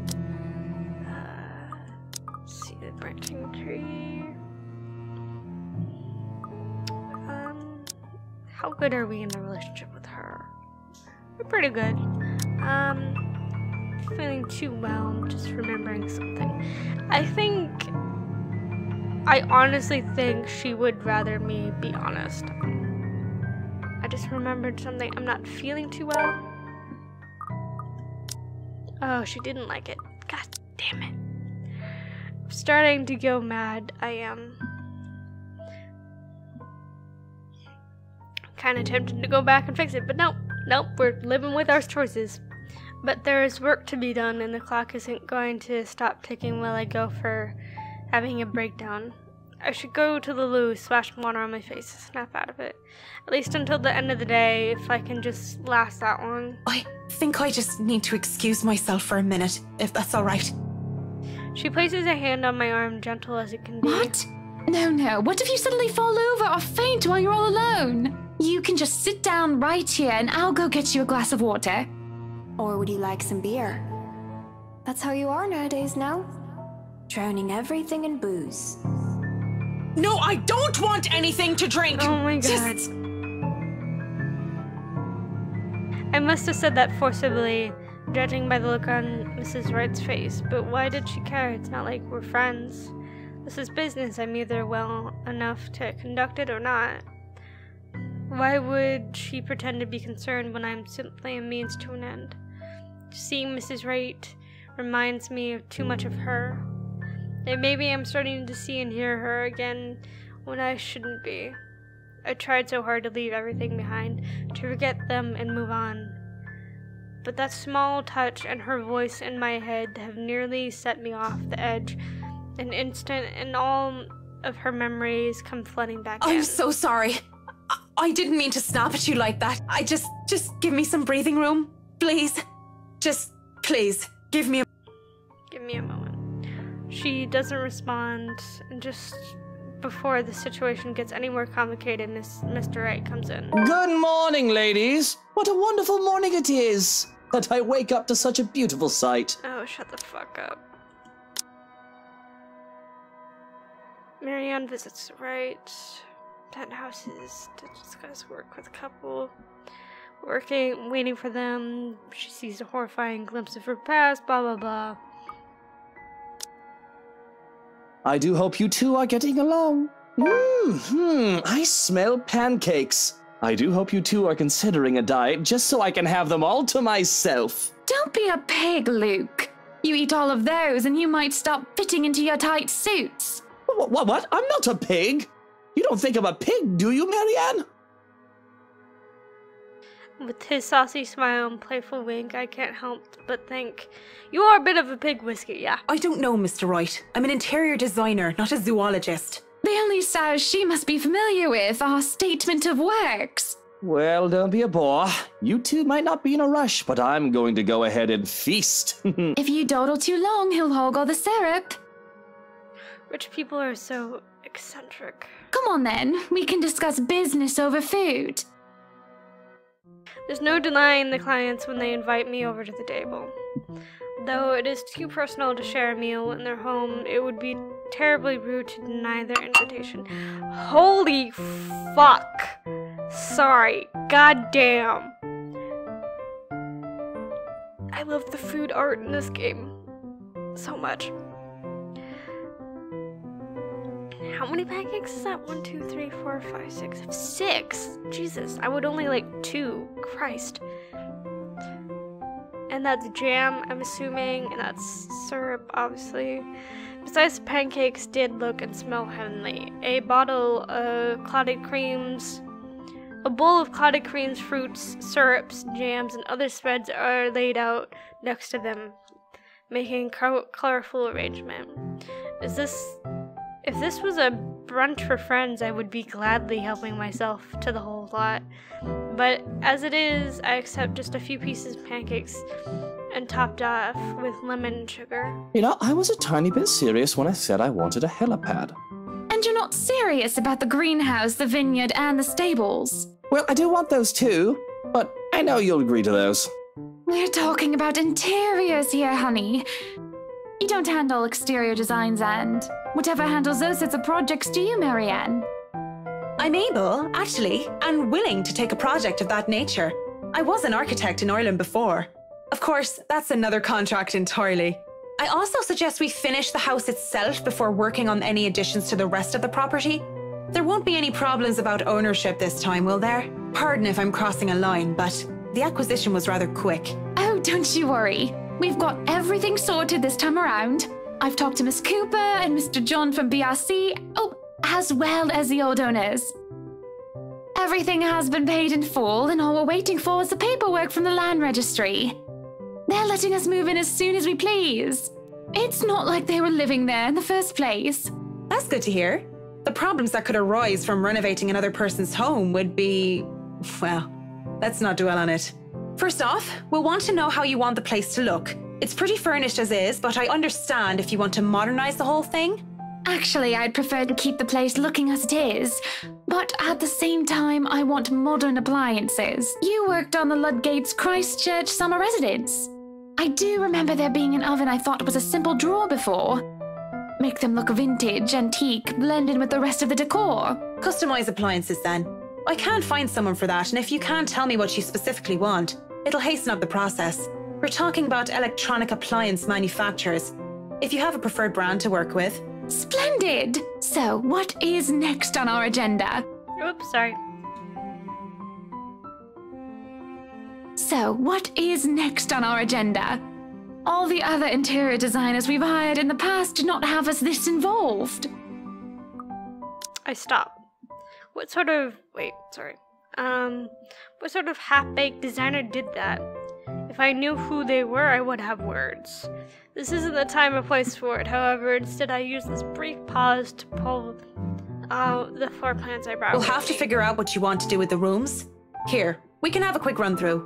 What is that little room next to the master's bedroom? Oh, as far as I could tell when I saw it, it's a second bedroom of sorts. Used, apparently, for the ladies-in-waiting who has served Lady Charlotte Ermengarde.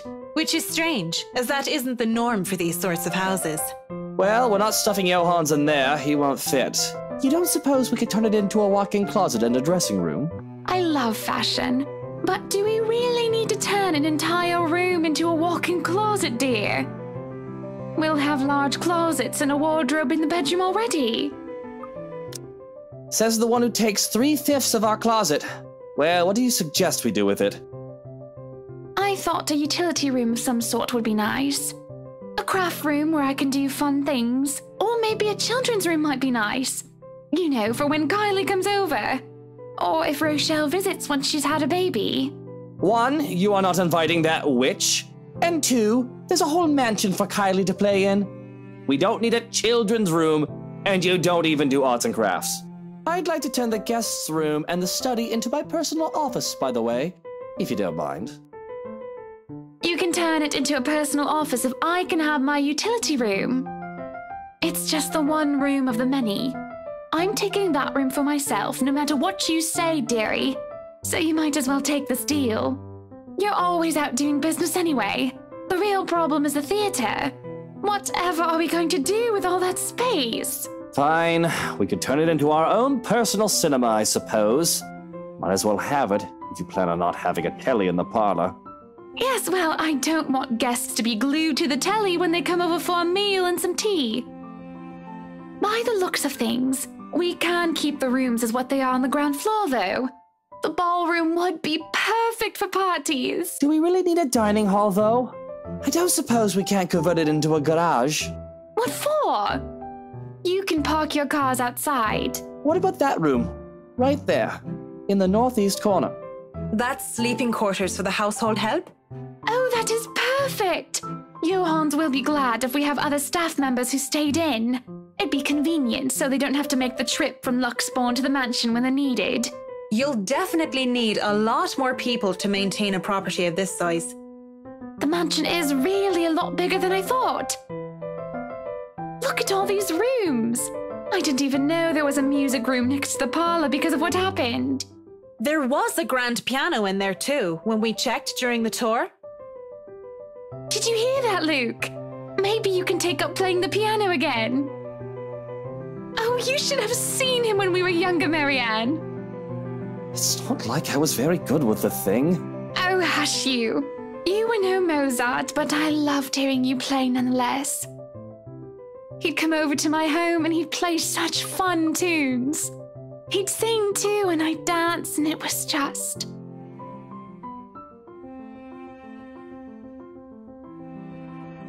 Miss Wright playing the piano, I can't imagine it.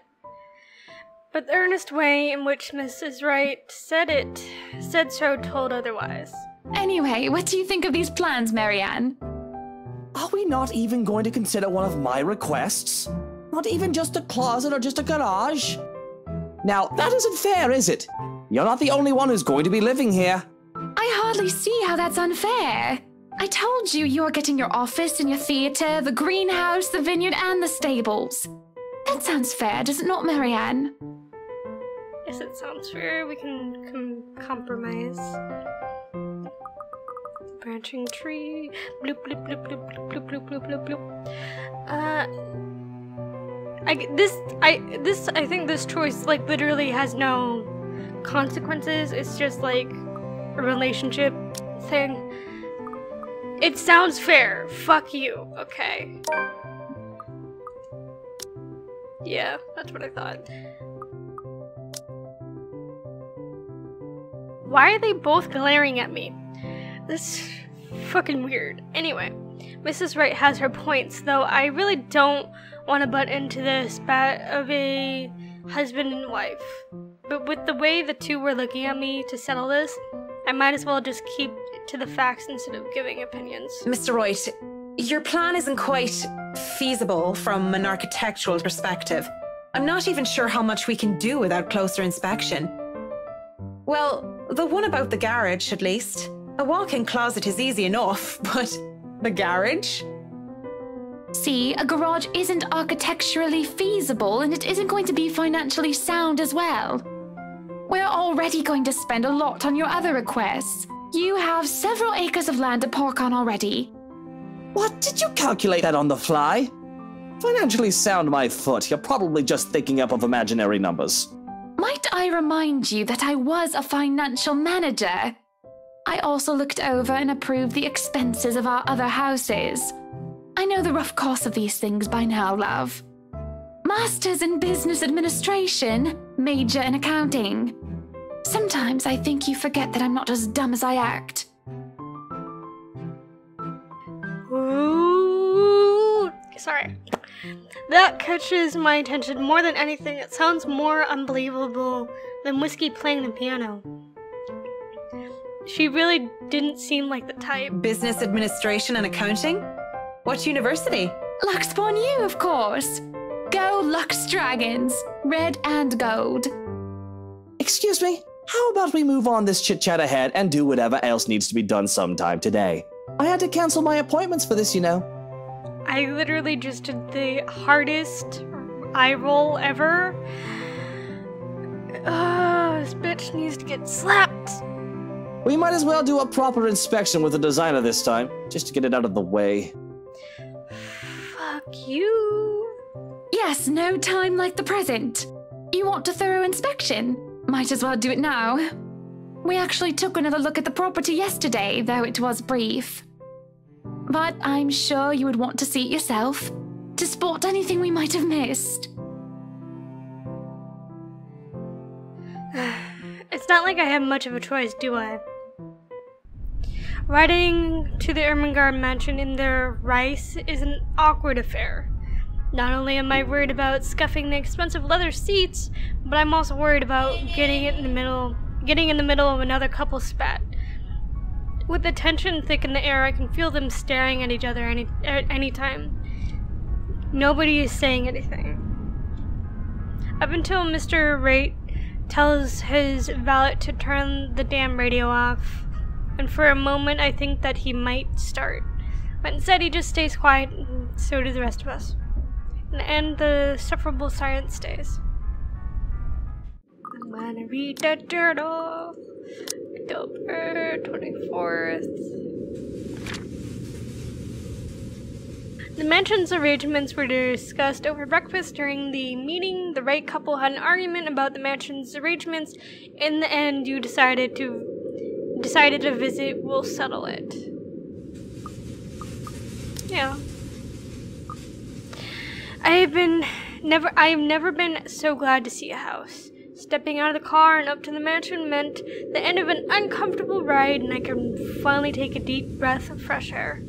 The beauty of the place never fails to make me gaze and wonder every time I see it as well. Mrs. Wright moves toward the front door, keys in hand, and I can already hear Mr. Wright plotting. Alright, yo, Hans, we're going to go in. but I want you to look around the place. Familiarize yourself with it. Know every nook and cranny, every inch of the lot.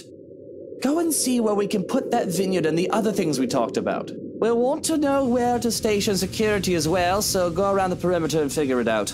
Scout the property and circle the perimeter on foot. You do know this is 46 acres of land, sir. Well, you are not driving a car over the grass. Put those long, spidery legs of yours to good use. I didn't hire you to stand around and look intimidating. Go, mush. Someday, I'd like to ask how Johannes can never stand and tolerate the man. Why doesn't he just quit? Certainly the pay can't be that good. Even I'm a bit put off by our mutual employer, and the only thing that keeps me from bailing is the fact that we've already signed a contract. At least I won't be working with them during the duration of the project. He works with them every day. Sometimes I think you hired me to make me suffer for your amusement. Someday I'd ask. I feel a bit bad for him. If it's any consolation, he'll be away from Mr. Wright, if only for a little while. We're able to enter the mansion after a bit of standing out there in the sun. This wretched, strange sunlight that is far too alien and rare. There had been a bit of a problem with the Mrs. Not knowing which key was which. The first item on the agenda would be the grand staircase. It seems sturdy during the open house, but a closer inspection might say otherwise. There's no obvious marks of damage, nor wear and tear, probably retrohanded during the renovation. Peeking under the grand carpet, the wood is properly installed with the bark placed down to prevent cupping. I think I know what that means. Okay. The carpet itself could use a vacuum though. Structural conditions, from what I can see, without actually dismantling the thing, look to be in good shape, and the handrails and support posts are firm. The work on it should be commended.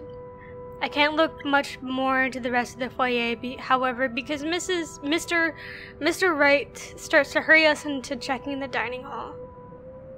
So, what do you think? Certainly we can't turn this area into a garage.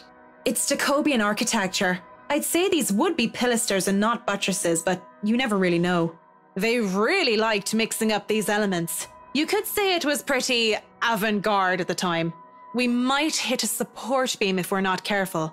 And in layman's terms? From what I see here, we could risk great damage to the house if we try to turn the dining hall into a garage. The man didn't look too pleased at this. There's a look of disappointment before he sighs and looks around the place with an air of defeat. When he moves to speak, I dread another unreasonable demand again. This will stay a dining hall then. But if I may have another request instead, at least spruce the place up with some flowers, some plants or something. It feels so old and dead in here. That's hardly unreasonable. Daffodils are a must, I presume. The look that passes between the two of them, there is a genuine look of fondness there. This is the first time I've seen an exchange between the two. If anyone are to see them, that doesn't sound correct. If anyone are to see them like this, there is a little doubt that they loved each other. Of course, and I want a garden full of them. Now, if you excuse me, I'd like to look at the rest of the house. I'll just be around here downstairs, if anybody needs me. That leaves Mrs. Wright and I. He's quite fond of them, you know. I can imagine. He looked terribly upset when we told him he can't have his garage. I meant the daffodils. We always have a vase full of them in every house we own. Somewhere, I'd like to think. They may be about his mother. He never talks about her. I don't even know her name. He likes to flatter, claim that they remind him of me, but he's always loved the flowers, even before we married. Much like the piano, I didn't take him for a person who liked flowers. Daffodils least of all. What's next? I am going to find out that Mr. Wright saves kittens from burning buildings. No, he doesn't. I'll go and snoop about upstairs. You go and do whatever it is that you have to do. When she goes without even asking if I need her, here I'm left standing to stare at the walls. Really, I don't need to do a thorough inspection of the building itself. It isn't really part of interior designer's job. But the architect in me is committed to doing this task with every project. If I'm going to make a living space that have both form and function, I might as well make sure that the entirety of it is safe for my clients. Since I'm already here, I roam around the dining hall to check things off my punch list, if you will. But when it's time to move on, I hesitate. Mr. Wright said he would be somewhere around here on the ground floor, and I really didn't want to be alone with whiskey. I have to look through the place eventually, sure, but on the other hand, I can do it later when he's gone. I can go upstairs first if I want to. Which floor should I go first? The ground floor or the first floor? I know from research that this particular choice is determining if she lives or dies. And I kind of don't care if she dies or lives, only because she's just not one of those characters that I'm emotionally invested in, really. Like Zach or Isabella. Like, those two, I would really prefer them not to die. But Marianne, I mean, she's nice sometimes, but she was a real bitch to Isabella for no reason. It was I kind of don't want to talk to Whiskey, so I'm gonna go on the first floor. Don't know if that's gonna kill me or not, but whatever. I don't really care about Marianne. Let's be honest. I've already seen enough of this floor during the open house. Of course, I know that is just a convenient excuse. I just don't want to be in the same room as Whiskey anytime soon. So I might as well just go upstairs first. The banisters on the grand staircase's landing are solid as a proper height. Any lower and they might be trouble. There's a small catch on the carpet though, but as long as nobody tries to run down the stairs until it gets fixed, things should be alright. And the stained glass art? Restored, no doubt, an image of the last lady and lord of Ermengarde. Or it was supposed to be, until Lady Charlotte's fiancé was brutally murdered. By a witch of all things, from what I've read. You'd think the historians of this place will be a lot more scrutinizing, filtering out stuff like that. I'm amazed they bothered with it, instead of replacing it with some generic cookie-cutter design. This entire piece alone would cost roughly 500, even £1 million. Lady Charlotte Ermengarde and her beloved looking at the mosaic. It's not too far a stretch of the imagination to believe that the depicted images would be Mr. and Mrs. Wright. It can be easily assumed as such if one doesn't know the history of the mansion. Really, a place like this should be protected by the government as a landmark, but what can I do about it? Walking into the east wing, I try to go into the theater, but is met by an obstacle. The obstacle that is a locked door. 2 doors, and both of them are locked. I'd be frustrated. Would it have already hadn't snuck out? I'd be frustrated would be if I already hadn't snuck off while the Wrights were having their little business meeting with Miss Copper before to take a sneak peek. With what Mr. Wright wanted, we'd have to install a powerful projector, the type they use in cinemas, and a projection screen. The seats would have to be reupholstered if they're to be any comfortable, but the walls will have to be covered in dark material, paint, wallpaper, or install wall-to-wall carpeting. Really, of all rooms I would be jealous of, it's this one. I would just picture myself there watching old kung fu flicks on a weekend-long marathon. Makes me wonder what kind of movies Mrs. Wright would like. Rom-coms, perhaps. Her husband, on the other hand, I'd rather not think about it. In the middle of a notion and planning, I don't even realize that I'm not alone until I'm caught standing in front of a locked door like a fool. Were you meaning to go in there? I'm afraid we won't be able to open it up today. Oh well, I wanted to, but it's fine. I can still survey the rest of the place. Apologies, but the key was missing when they were handed over. They told us that they'd get right back to us with it. What? But aren't they supposed to hand over all the keys once property changes hands? They were already kind enough to let us move in so early. There's no need to raise a fuss about it. Worst comes to worst, we can call for a locksmith. The air is heavy and somber when she goes quiet and glances out the window, towards the vast expanse that surrounds what would be their house. Their home. Then she looks back at me with a sigh and a bitter smile. Flowers. Yellow flowers. Daffodils, dandelions, and sunflowers and the sort all up front. Just a whole garden of them. They'll make the house look lovely, won't they? Of course. A garden is a wonderful addition to any home. As I say this, her eyes roam over me, scrutinizing and thoughtful. I have to hold back the shiver that threatens to run down my spine at being expected so close. Yes, it must be nice. We're still talking about the gardens, yes? I mean not having to worry about what another person thinks of you. What do you mean by that? She lifts her hand and points to her wedding ring before it falls listlessly to her side. Sometimes I wonder what would have happened if I didn't marry Luke. There'll be no fights about walk-in closets or silly helipads. I could do with this place as my heart desires until there's nothing but content.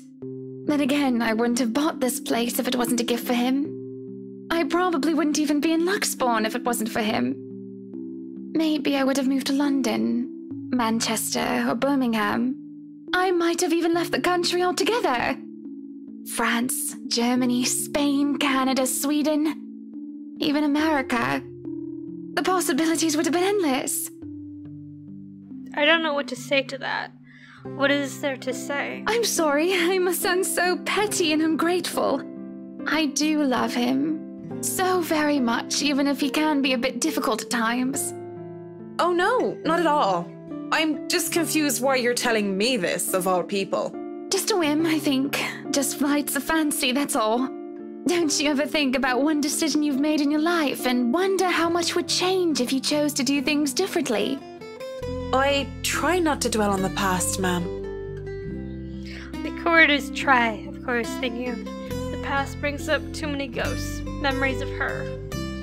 I do wonder what would change if I just said yes when she asked for me. Maybe she'd still be with me.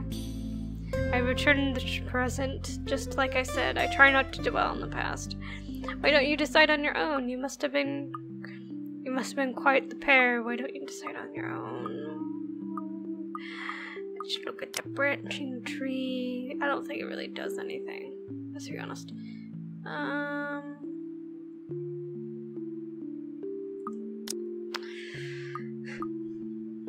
What would she like? Maybe she'd still be with me. I wonder. Past.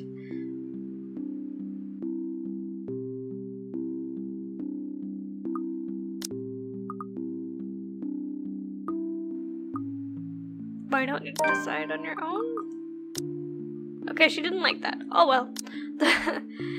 Her worries seem simple enough. I mean, it doesn't have to be as difficult as she makes it out to be, Why right? don't you decide on your own? I meant nothing against Miss Wright, of course. The whiskey buggered me to no end. By law, she would be the owner of this house. Well, unless they signed a joint property ownership anyway, which is a rare thing as far as I know, especially among the highbrow types. Sure, they could actually love their spouse, I don't doubt the possibility. But money is money, and makes people do the most horrible things sometimes. It's your house. You can paint the whole place pink if you want, and there's not much he can do. The somber expression she had changed to a look of contempt. I could, but we are husband and wife. Equal partners in marriage, Marianne, though I can see that you don't understand. Wow. This is his home as much as it is mine. I'm not going to go behind his back over a room. And how dare you suggest that? Oh well. How do I even talk her down without causing further offense? It's my attempt to shake off my own drama that I end up tripping right into theirs. Because really I have no business meddling in the affairs of my clients unless it involves interior design or architecture. Yet here I am, opening my mouth and yapping. I do hate to see a good woman down. That's not what I meant by it. I just mean that maybe you don't have to get the approval of your husband all the time. Or well, okay, fine. I know nothing about married life, Mrs. Wright. You're right about that. But I still think you're allowed your indulgences every now and then. Of course, every form of indulgence meant buying old slate 78 RPM country records which I don't even dare use with my gramophone. For her, it would very well be buying entire houses. That's just my take on it. A perfect relationship is as rare as hen's teeth. You got what you got. I mean, you're doing well enough without my advice. Sure, look it. That looks to pleasant. That looks to calm her somewhat. She looks away and starts to favor the view outside once more with a faraway look in her eyes. Feel free to look around the rest of the house. Everything but the theatre should be open. Just call if there's need of me. Of course, Mrs. Wright. I really shouldn't have opened my big mouth in the first place. That sort of thing only gets me in trouble. Keep it clean, keep it simple, and stick to business. That's it. Be professional. But I fail to do that just because Avery pretty face. When she turns to leave, she glances back at me before disappearing into the foyer. I look out the window from where she was standing, and I move on, alone with nothing but my thoughts and her. Finally, some peace and quiet. Thought the old biddy would never leave. Utter madness, this hearing thing. I reckon it's the stress, though I don't know what exactly I'm stressed about. If meeting Mrs. Wright was really throwing me into a loop, I'd be worried.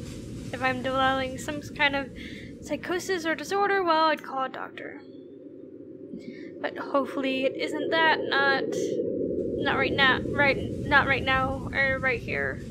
I mean, it could just be that personal talking cricket, the consensus to speak, conscience, so to speak, and I'm only noticing now, though if it isn't very helpful. Pushing the dilemma of voices in my head aside, I go back to work. But I can barely make it a few steps before everything tilts and shifts. I don't really stumble, but it feels like I'm being thrown off my feet and the rest of the world just follows. Though my feet stay firmly on the ground, even if I stay mostly upright, I feel like I've been heaved and put off balance. I have to close my eyes in hopes of whittling the sudden sense of vertigo away, but when I open them... Ooh, damn, bitch! It's interesting that the attic door is closed. Well, I don't feel any less sick because of the sight that greets me. Blood drips from the walls and the ceiling, pooling downward, seeping into the curtains and carpet. A wave of nausea, stronger than the last, hits me along with the overwhelming stench of blood and gore. I want to bolt. The rational part of my head is telling me to flee. But I would have gladly done it as it asked if I only didn't hear her. In here, Marianne. Come on. I have something to show you. Could have ignored it. Would have ignored it if I only heard it in my head. But I swear that this time it's coming from one of the rooms. Much further into the study. I feel compelled to pay attention. I can't just turn around and leave. Not when it's her. I don't even think it's a follow. I don't even think as I follow the sound of her voice. Dots. Thick as thieves. Lorianne. Lovely Amanda Lorianne. A bunch of letters jumbled together. She was my friend, the only one that I had at St. Samthon's. I was a scholar at the charity case in a school for privileged and pratised young girls. They all looked down at me if they cared to look at me or acknowledge my presence at all. All except her. Oh, stop your crying. You know better than to listen to Maeve. Why, I gotta teach that butterface a lesson. Wait, no, lass! I don't want you getting into trouble with the sisters again! Relax. It's not like I'm going to stomp her and her lackey's arses flat like last time. Come on, let's just go back to our dorm room. I don't want to be on my Tobler while you go get yourself punished. You'll be fine. Gip's there with you. Lorianne was there when I needed her, through my highs and lows. Having her as a friend made being in a strange school away from my father all the more tolerable. She saw this poor helpless girl who was kept down and shunned by everyone else, and being the kind soul that she was, she rescued me. So brave, so beautiful. She was something else. I'll eat all the chocolates stashed away in your closet if you go. I can get more. Just don't go complaining to me if you get a tummy ache because of that. Well, you don't want to get detention on a weekend, do you? It's a Friday. We can go to town and have some karaoke. And we can have a go at druids and demons again.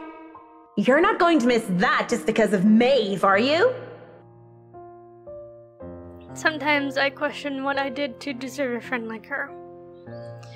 In the darkest corners of my mind, where treacherous thoughts lurked, I thought that she only felt sorry for me. Maybe she was just being a good Samaritan offering a helping hand. Perhaps I had been too selfish to return the favor. You have a point. I'll just kick her arse on Monday then. That's not what I mean! I know what you mean, Em. Wait, where are you going? You just told me you wouldn't cause trouble. I still have something to do. Don't worry, it's not like I'm going to burn down her dorm room or something criminal like that. I'm just going to talk to her. Maybe I'll make it so that her room smells like a dog's air biscuit. That'll make it an excellent weekend. I'll see you in a bit, Marianne. Lots of tumblers. Because when she told me that she loved me, I couldn't admit that I felt the same way. Not to her, not even to myself. I was wrong, I was taught that way. Husband and wife, one man, one woman. And clean and pure. I prayed for her and I, for our sins and for salvation. I wanted to apologize for disregarding her feelings so callously. It must have been like a slap to the face for her. But life had gotten in the way. Exams, which were trivial in hindsight now, took top priority. I had to keep my grades up to keep my scholarship for my father. I told myself I would apologize to her when those were over, when I needed to focus first. That I needed to focus first and not let anything distract me. It had been easy when she avoided me like the plague. She was upset. I get that. Dots. Shit. Jump scare is gonna happen. For sure. Okay. Save. I just want to save. Even though I've noticed with a lot of the deaths, there's always like that, like, kind of choice to like go right back to the thing and then beat it and shit. I thought I had the time to make things right, but... At 7 in the morning, students found a 5th year dead. Assumed to have fallen from her dormitory window. They told us that it was an accident. That was the official statement. But I knew better. She was dead because of me. Maeve had a hook and I kicked the bucket, didn't she? Ding dong, the witch is dead! She had, though she didn't say which, Marianne. But at least Maeve had the courage to admit how she felt about me. I don't even know how long I've been stuck here in a trance. In the mirror, Marianne smiles at me. She's as beautiful as I remember her. But then... Jesus Christ! I feel bile rise up in my throat as her clean image warps into how she looked like when they found her dead body lying on the cold, hard ground. God, good saint, good God, great wonder worker in any affiliation of mind and body, help me. I'm seeing things, hearing things. Am I going completely insane? Looking everywhere but her, I hope and pray that it's enough to will whatever this is to go away. It doesn't even immediately register in my head that I can just leave. You, on the other hand, can't even look me in the eye. This isn't real. You're not. You're dead! I'm dead. Because of you. And you won't even look at me. Look at me. My breathing quickens and I can feel my heart being torn apart by her words. I'm so sorry, Lorraine. Look at me! Lorraine, sorry. I can't take it because she's right, it was my fault. The least I can do is look at what I've done. Lorraine, broken and bleeding, looks at me with such hate-filled eyes. An unnatural smile stretches across her face and I can only see malice in it. Ah! Okay. Alright. Then she lunges and the mirror ripples around her form, the glass parting like the water's surface for her. She grips my shoulders and I can see her nails dig deep, sharp enough to even through the fabric of my clothes. There you are. Ah! Why won't you love me? Apologies spill through my lips as tears cloud my vision. But I won't give up in this madness. With every bit of strength I have left, I struggle to get away from her. Fear grips and threatens to choke me. I endure, I escape. And without turning back, I stumble back out. In my panic, I don't even care to look where I'm going. With one hand on the wall, deciding me, I just hobble as fast as I can away from the study. Away from that mirror. Freedom is bittersweet. I'm free from the madness, it seems, as running out into the hallway reveals it can be in a pristine condition. And it means I've turned my back on Lorraine again. I have no plans of stopping, not until I know I'm safe. And if that means walking back to Luxthorn, as ridiculous as the idea is, then so be it. Someone suddenly grabs hold of me, however. Fingers digging deep into my old shoulders and my heart nearly stops. My body seizes and I nearly scream. Marianne, you look awful. I mean, not awful, but... Did something happen? Are you alright? Mrs. Wright,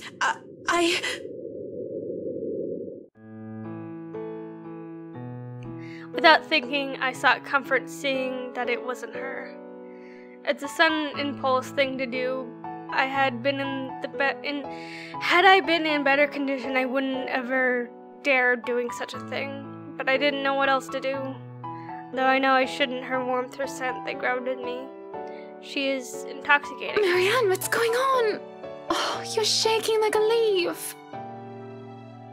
Tremors run through my body as soon as my mind realizes I'm no longer in danger. I wanted to cry, scream about what I had seen, but like a scared child, I couldn't control myself. My mind couldn't console with what I had seen. I should just write it off as a figment of my imagination, yet I could still feel her nails cutting into my skin. Are you sick? Should I call for a doctor? I'm sorry, Mrs. Wright. Just feeling a little woozy and lightheaded is all. Let's get you somewhere to sit down then. Come on, don't worry, I have you. A lie, but a whole lot less complicated than telling her I was attacked by a dead girl. When the feeling of fear eases off, I feel nothing but shame for my actions. I quickly back away as I clear my throat and nod my thanks. I think I've had enough looking around. If it's all right with you and Mr. Wright, I'll meet you outside. If you're sure, I'll have the car started. Do you need assistance heading downstairs? I'm all right, ma'am. Just go on ahead and I'll be right there. Seems to placate her worries, though only for a brief second. Before she heads down, I don't miss the concerned glance she shoots my way, hidden quickly under another smile. I don't begrudge her for it, that worry. The look on my face must have been a strange enough sight on its own. Even I am still reeling from whatever that was. Her voice still whispers in my ears. After all these years, she still... Sorry. Nose. No, Marianne. Shaking my head. Fuck. My nose. Allergies. Fuck them. Shaking my head of the thoughts I drag in the breath. Then follow shortly after Mrs. Wright.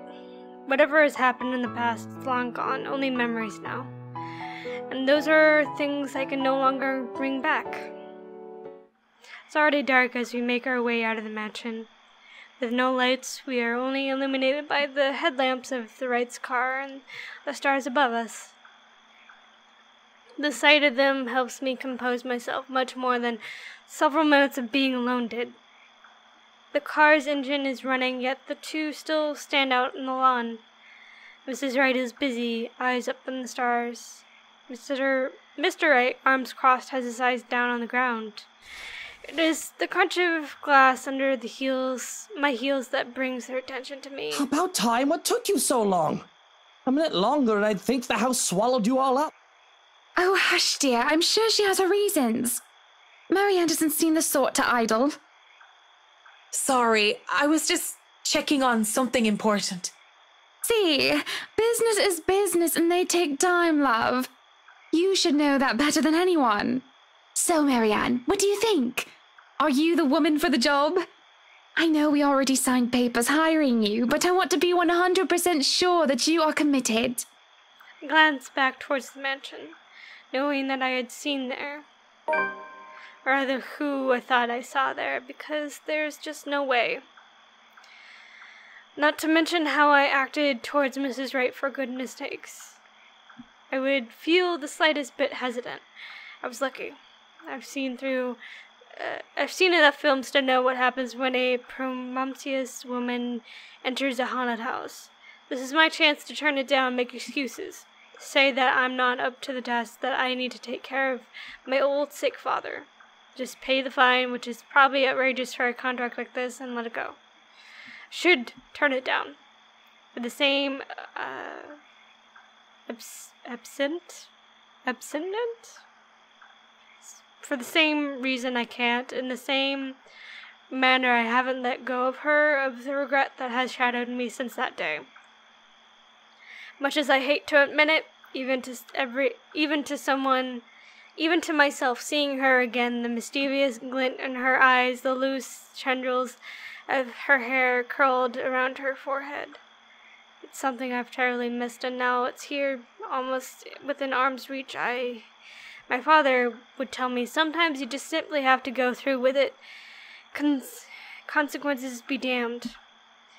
And still, I really don't have any logical reason to say no. At least, not something a client like the Wrights would want to hear from a professional designer. It's certainly an interesting project. You can be sure I'm seeing it through the end. Such dedication! Oh, I do love the determination. You were always determined like that, weren't you? Hearing her voice once again sends a chill running down my back. I can't wait for this day to be over. From the mansion through Anselm, I rode with them in silence. But as soon as we hit city proper, I asked to be dropped off and bid them good night. Good night. I thought it'd be best if I didn't stay too long in a confined space with either Mr. or Mrs. Wright. Both seemed to cause me serious trouble, and if the project had been any less interesting or grand, I would have dropped it without a second thought. Would have, shouldn't have, wouldn't, won't. I assured them that my place isn't that far off, and I have to fight off the urge to roll my eyes and groan when Whiskey throws me a little smirk. But even in my own home, peace is elusive, as is sleep. I lay awake thinking of what I saw in that mansion, of who I saw. If I so much as hear a single whisper from her, if I so much as see a wisp of her hair, I'm afraid I'll go mad. But none of that happens. It makes me feel hollow. For 2 nights I've had trouble sleeping. It's only one morning when fatigue has already let me rest that I'm reminded of what terrifies me so. August 26th, Wednesday.